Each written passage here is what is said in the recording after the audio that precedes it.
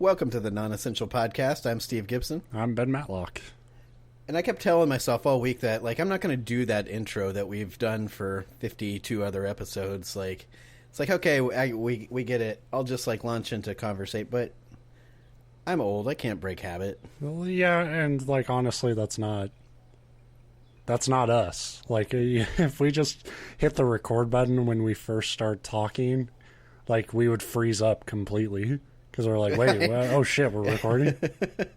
Well, that's the problem. We need that intro. That's for us. Nobody cares who we are, but that's our go-ahead. It's the equivalent of the person behind the camera doing that 3, 2, 1, point thing. Yeah, and then they... I always like the 3, 2, 1, and with the 1, you use your middle finger to be now do the show, goddammit. It would take me a second to, realize it, too. I'd be like, hell... Hi, welcome to the... Hey, fuck you, Jim. No, restart it. We can't start with that. Who do you think you are?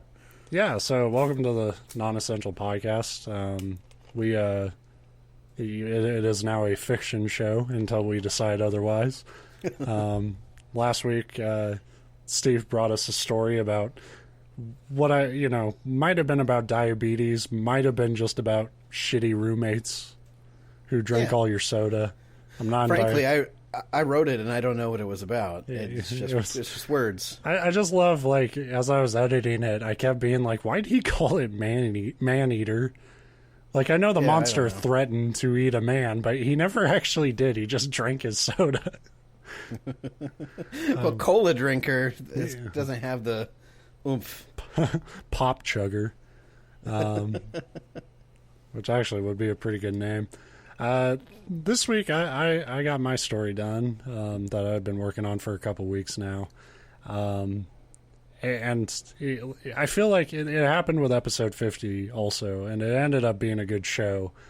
But something about, every time I write a story, I'm like, how's this? I don't think this is going to be very good.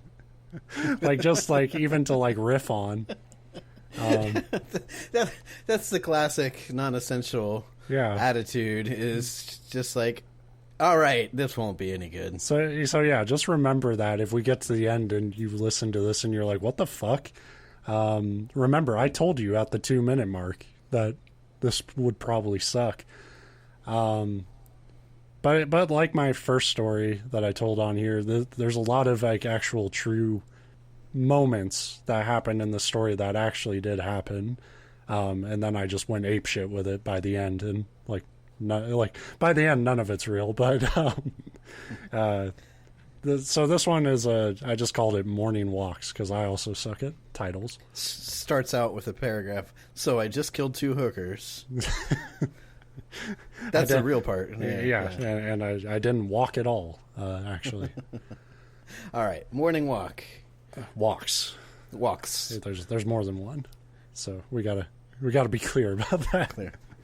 All right. This all started with my regular walks to work in the morning, around 3 a.m. usually. Where I work is pretty close by to where I live, so it's not a long walk, but it is at a dark, early hour that can make the near-empty streets both creepy and oddly peaceful. It's not a great neighborhood to walk through, so you do have to be on your guard a little bit, but for the most part I enjoy these walks. It's mostly just you, whatever music you're listening to, and the streetlights. I do want to mention, I get that, in fact, I was just talking about it recently with my brother, having lived in, downtown Pittsburgh, and then this town that I live in now, especially the side of town I live in, not the greatest, but there's that, you have to be on your guard, but then I'm thinking, it's is there any time that I actually did need to be on my guard? It's no. Yeah. So that's, I've talked about it probably on this show before. That's a regular thing for me, where I work right now. I do these early morning walks. And my mom especially fucking hates when I walk to work early in the morning because it is kind of a shitty neighborhood. But I always point out to her, it's not really more dangerous at 3 a.m. as it is at noon. A bad neighborhood is a bad neighborhood. If it's that early, most of the time people are asleep. So right. In some ways it feels safer. Now, there's one particular stretch of this walk that goes through a little residential road that I had always liked. This road was almost always peaceful, and about halfway along it you would hit two thick walls of trees on both sides. These trees dominated the front yards of these houses, and when it was dark, they gave the street a beautiful kind of tunnel effect. The dark leaves and branches would blow in the wind, letting in just slivers of moonlight, with the only actual stable source of light coming at the end of the road when you would reach a much busier street that's well illuminated. You may be thinking, a dark tunnel with shadows constantly moving sounds creepy as shit. Why do you like it? Again, I'm not saying it wasn't eerie, especially at first, but at this point I've walked this road at this time of day for the better part of a year. Nothing had ever happened to make it truly scary. It was just a interesting place to walk through that oddly had a calming effect on me before my workday started. Yeah, I liked when I was skimming through this. I liked that that visual, because it's like it should be creepy, but I would love it too. Yeah, it's just really neat. And again, that's from reality. There is like this part of this road that's just a really neat fucking dark tunnel where really anyone could jump out and just fucking kill you, but you're not thinking about that. The weird experiences started around mid-October because I'm a walking cliche and every scary thing that happens to me has to happen around Halloween, I guess. I had already gotten on that residential road and was just starting that last stretch through the tree tunnel. The wind was blowing the trees around me violently, but they actually did a good job of shielding me from the chill that the rest of the walk had brought me. Almost through the tunnel, I was a little surprised to see a shadowy figure at the end of it passing by on a bike. In this neighborhood, a homeless dude riding on a bike certainly wasn't unheard of at 3 a.m., but this was different. Despite not being able to make out a ton of detail from the mere silhouette, I could tell from the build of the person and the size of the bike that this was a boy who just rode by. If I had to ballpark an age, I would have been surprised if he was older than 10. Now, this character can't be me, because if I'm ballparking somebody's age, you attack. Well, yeah, fucking child. No, I say I'd ballpark. If I ballpark a child's age at 10, that means he's anywhere from 3 to like 18. Yeah. Hey, kid, it's like I'm 27. Right. No, like another moment of truth. Like this was a real weird thing that happened on a walk to work one morning. Like I knew this kid was, young when he rode by. So I quickly reached the end of the road, popping into the busy, well-lit street, and in perfect creepy fashion, there was no bike riding away down the road. No sight or sound of any children or anyone at all except maybe a couple of cars way further down the road. I shrugged this off. Maybe the kid cut through an alley or something before I got to the street. Maybe the darkness just made it seem like a kid when it actually wasn't at all. But it was a weird moment, and it made for a fun, creepy story to tell my friends at work that day. I doubt any of them really believed it or were able to dismiss a lot of it as I immediately tried to. But you have to find entertaining ways to kill time at work, and weird, spooky shit is a good way to do that. Nothing happened after that until a week had gone by. That morning, as I approached the road with the trees, the first streetlight that would always welcome you was now flickering rapidly. Oh, come on, I said to myself, chuckling at how much of a generic horror story was already being written for me about this weird-ass road. But once I had reached the sidewalk of the road proper and realized what was just barely under the light's flickering beam on the road, I got pretty nervous. A child's shoe laid there in the middle of the road. I didn't want to let my imagination get too far ahead of me, so I immediately took a breath, reminding myself there was a house around here that operated as a daycare. There was also an elementary school about one more street down, so kids playing around recklessly could explain a missing shoe, I guess. Also, there was the shoe factory over on 3rd Street. Yeah, and you know what? I leave shoes in the middle of the road all the time. How weird is it? My walk continued, but every time I would hit a streetlight before the tunnel, I would notice another different small child's shoe in the middle of the road. By the time I reached the tunnel, I had seen 4 different individual shoes laid in that road. When I reached the trees, there was no wind, which actually made the darkness a little more intimidating and claustrophobic. With no moonlight to cut through the leaves, it was just a suffocating darkness, with a light at the end that I was feeling a strong urgency to get to all of a sudden. Trying to focus on my music, I continued walking at a pretty brisk pace and made it through without any further incident, but something made me turn around when I had reached the end. I was a little too far away to see any of the shoes that I had observed, but I could tell that the original flickering streetlight was working just fine now, and I could see an inflated blue ball underneath it. Blue balls. Yeah. That's truly scary. It's all a metaphor for lack of fucking. That's like any horror story. I made it to work, but my mind was fixated on that walk. I kept asking myself just what the hell was happening on this road.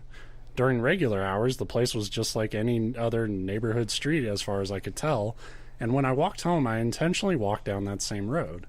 There were no shoes, certainly nothing ominous about the road itself. Whatever was freaking me out was only happening in the dark early morning.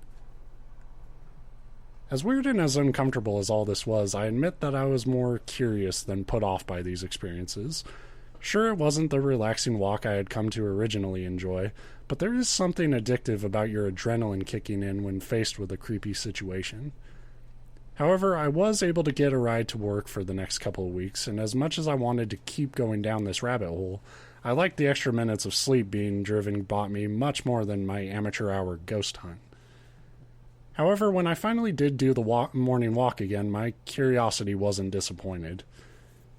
Reaching the road and walking down it for a couple minutes, I didn't notice any shoes or signs of lost children on the road. However, while the street lights were working, I noticed a house on this road had a flickering porch light. I never mentioned this house before because it never stood out that much. The house was made up of a light brown brick with a large window taking up most of the front of the house, leaving just enough room for the front door. But the lawn was always mowed. It fit right in with the rest of the neighborhood, frankly. But I found it odd that the curtains on this giant window were wide open. I quickly noticed a bunch of white squares were taped to the window in rather sloppy fashion. They were sheets of paper with some scribbling on them, but what they actually said I couldn't tell from the sidewalk. I started to nudge myself just a little closer and squinted to see if I could make anything out on the pages, when out of nowhere something large threw itself from the darkness into the window with a loud whack. I stumbled back in shock. Thank God the glass didn't shatter, but whatever was behind it was big and continued to bang on the glass with all its weight. At first I thought maybe it was just a big dog who had woken up and saw this stranger outside, but I couldn't make out any clear shape from the darkness within the house, and this thing didn't bark or growl, it just kept charging the window. And then from within the house I heard screaming. "Run! Run away!" a woman's voice yelled. "Mom! Mom, I can't move! Mom!" a boy's voice screamed back. The scream snapped me out of my fear of whatever was hitting the window. I was still terrified, but people were trapped in the house with whatever that thing was. Not really thinking about what I was actually going to do, I instinctively just ran to the door and began pounding on it. Again, very much I'm not picturing myself as this main character. I'd be like, yep, I got to get to work, sorry. Well, I'm running late. See you guys later. Are you guys okay? Get to the front door if you can. I tried to turn the knob, but it didn't budge. Not just like a lock. I mean, there was no mechanism at all behind the doorknob. Like it and the door were just there for show, and it and the door itself had no give whatsoever. The mom and child were still screaming, fighting whatever the hell was in there with them. I ran around to the side of the house only to find more brick. No windows, the back of the house, again, just a brick wall. I sprinted back to the front door and desperately threw my weight into the door, hoping for some sort of movement or reaction, and then from within the house I heard the woman, "No, God, please!" and then silence. Nothing That's hitting... a good sign. The silence means, oh, never mind, it resolved they went back itself. to bed. Yeah. Nothing hitting the window, nothing from within the house. The pages taped to the window were now gone. I pulled out my phone and called 911. I told them where I was and that I was concerned something awful had happened here. I texted my boss and told her something happened on the way to work, that I was sorry, but I would give her the full story later. When the police showed up, they looked at the house and looked at me kind of with puzzled expressions. The officer I talked to directly was nice, considering the hour and the situation. He could have easily dismissed me as like a freaked out junkie or something, but he seemed to at least believe that I believed what I was telling him. When they went in to check it out, the door opened for them right away, and after a couple minutes looking around inside, the other officers came out shaking their head. Couldn't even find a bug living in there. Completely empty, one of them said. The officer talking to me asked if maybe I had heard it from another house, that maybe somebody nearby had a window open with their TV on too loud. Nothing explained the window banging, though, and I knew what I heard came from in there. Sorry, window banging sounds like a... Like a good porn? Yeah, it's a Pornhub category. It's actually the only category I look up anymore. But my story didn't match up with the reality. Nobody lived there for a while. No furniture. Certainly no pages inside. Nothing. One of the officers was nice enough to take me to work, and they said they would drive around the streets a bit to see if anything suspicious was happening. But I knew they wouldn't find anything. Maybe the early hours and all the buildup and stress I had put on myself just scared myself into imagining it all. I wasn't sure. By the time I got to work, I was mostly just confused and tired by it all. Which is my normal state, actually, at work. It's just confusion and exhaustion. Yeah. The next day was my day off, and I went to go get a coffee, which would take me down that road again, but with the benefit of broad daylight. I wanted to see that house again. When I got to it, I lost my breath when I saw the sheets of paper were back on the window. I nervously walked towards them and could now make out what the scribbles were. Drawings. They looked rushed, but pretty clear in what they showed. One was a little girl playing with a jump rope on a sunny day. One showed a little boy with a ball. Another depicted 4 kids on bikes. A family of 4 at a barbecue. A mom and a son on a couch with popcorn, seemingly watching a movie, I'd imagine. And the last one, a guy walking down a neighborhood road in the middle of the night. From the other side of the window, in the darkness of the house, I heard the sound of something scratching on the glass. The end. Classic ending there with the, like... I'm not enough of a horror or literature buff to, like, know, like, the different categories of things. But that whole, like, seeing yourself in a painting or like drawing an omen. Yeah.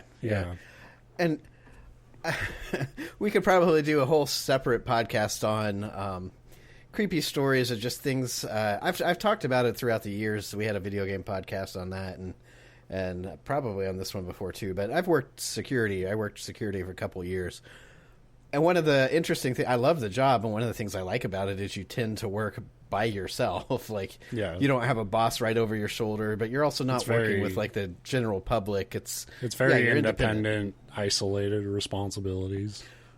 But the flip side of that is it leads to a lot of creepy-ass situations. Right. If a horror movie starts to happen in your life, you're the first to go. And one of the things I remember is when I was working at a big... high-rise building downtown Columbus. It wasn't... It had its creepy moments because I worked third shift, and your job was just to, like, walk floor to floor just to... Really, you weren't looking for people at that point. You were making sure nobody left, like, a coffee pot on that would catch fire or, that kind of stuff. But that meant you were walking through, like... It was 33 floors, and you'd split it. Like, one guard would do, like, the top 15, and the next would do the bottom 15. And... there'd just be various creepy things because, of course, they'd turn all the lights off because nobody wants to pay for power for a giant high-rise building all night just so a security guard doesn't get scared. Right? But I remember one of the floors had these paintings, like in the lobby where you'd come out from the elevators, and they were beautiful paintings, but they were just like your generic, like, parks on a sunny day things. But when you see that night after night doing your job, you start to imagine, like, oh, what if, like, tomorrow I walk here and all of a sudden I notice that people are in a different position or this or that, or then all of a sudden, like, it's weird how even something as innocent as a little picture can just make you feel like, oh, shit's coming, Yeah. So yeah, like I said, a lot of this story is actually grounded in, like, weird shit that happened on these walks to work. Everything with the house is completely made up. The drawings, all that shit. Like, it just had to pay off in some way. If your neighborhood's like mine, the most, like, unrealistic part is a house that always has the lawn mowed. Really, yeah. That's a good point. Because personally, I just mowed my lawn after, like, letting it go for a solid month. But yeah, like the kid riding by on a bike, that happened. And that's creepy as shit. The shoes in the middle of the road happened, which that really freaked me out. Because that's the thing, like, you talk about a bad neighborhood, and we kind of mentioned it. Like, the thing you're on guard for is other people, you know. Right. And we talked about it before plenty of times on the show. Like, I'm fascinated by supernatural stories and stuff, and like nothing gets my adrenaline going more than like the idea that a place could be haunted, but I don't actually believe it. But I just enjoy the fiction of it all. Yeah. And then until something happens and you're like, oh, fuck, I was wrong. But yeah, then shit like this happens and like, there's something fucking up with this road. And it's funny too, because then I guess horror kind of begets like the people that are like deserve the horror, like people like me and you that are kind of looking for it or whatever. Yeah. Because if you saw a kid at 3 a.m., me or you would see that and be like, oh man, that was creepy. My wife would be like sprinting after them, calling children's services, thinking some kid would like, which would probably be the proper response. Fuck that. That's a goddamn ghost kid. You know, right? That could be. That's anything. my response. Like, if it's a real kid, you know, he got himself in this mess. If it's a ghost kid, I'm the one that's gonna live. Fucking that early in the morning, it's that dark. Fucking 100-yard rule from everyone. But yeah, so like the shoes happened, there wasn't a ball, and like I said, the house wasn't there. But the actual like the woman and the child screaming, that wasn't from and I might have told the story on this show or our last show because it was a few years ago. But that was something I overheard in the middle of the fucking night, just out on the road. And you know, it's one of those things where it's like, well, you know, it's probably a TV or I'm mishearing it, and like people are shouting, but it's not that serious. But we totally had to call the cops just because something could have been happening. And the most the cops can do is like, you know, we'll drive by and see if anything's going on. But that, you know, that was one of the scariest fucking moments I think of my life, was just like when you feel like you're in the presence of other people being in danger and you're not sure where they are or what to do, and like because you just hear it in the fucking darkness. And there's I don't know, everybody's different, but there's always a part of me that's like, oh, I'm just being an idiot, and it's something like you said, it's just a TV or this or that. But then you're like, but what if it's not? Yeah. And like, that's the thing, you feel fucking crazy, but I would rather feel crazy and take like at least some action, like calling the police, than like not do anything at all and then read about a fucking murder. What's your emergency? What's your name? You're like, oh, I hear somebody screaming, and my name is James Tree. Yes. You're like coming up with a dumbass alias for a shit ass anonymous tip. I am Rorschach. There's something on 9th Street, maybe. Goodbye. Click. So, suddenly you go from the person trying to get help for somebody to being that prime suspect.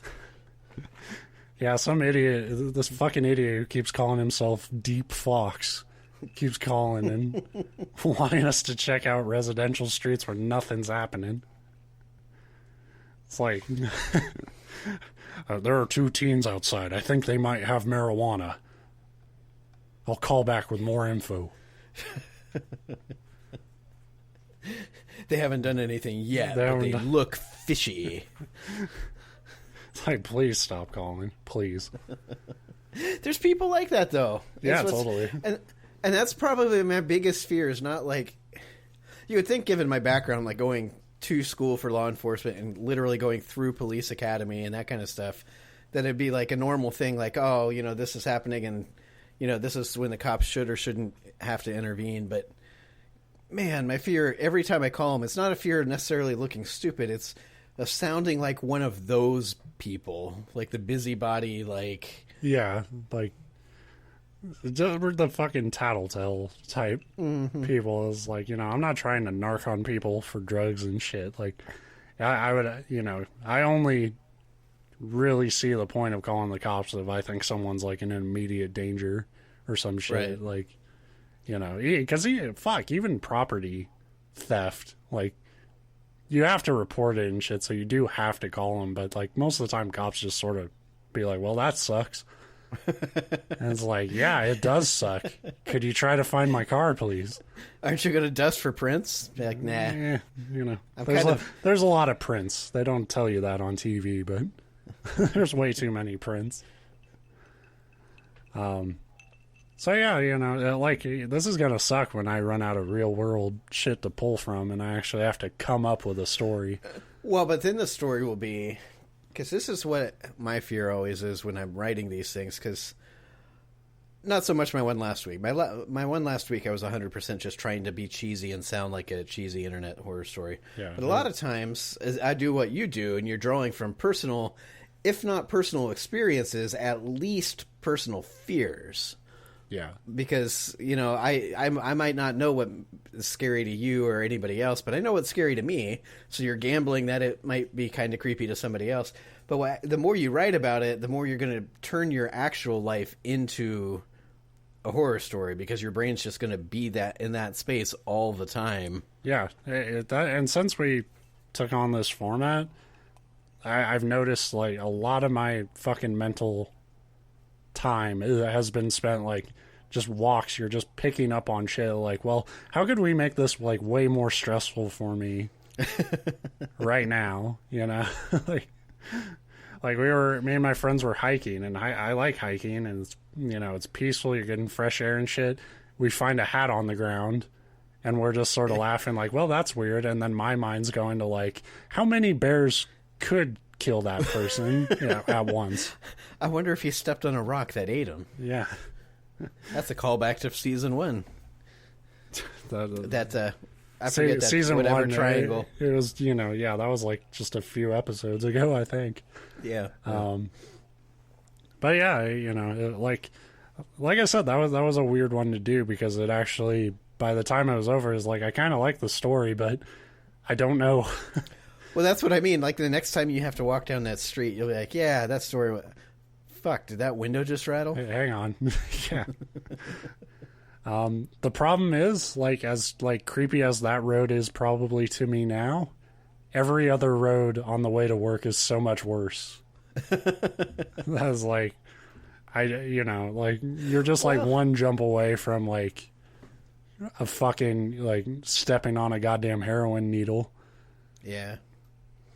You know, it's funny that we literally live on opposite ends of the country, but there's so many similarities between. You know, from what I've gathered, you know, from what you've told me about where you live, and, like, you know, my experience here, I do feel like I'm in, like, the Ohio of Washington a lot of the time.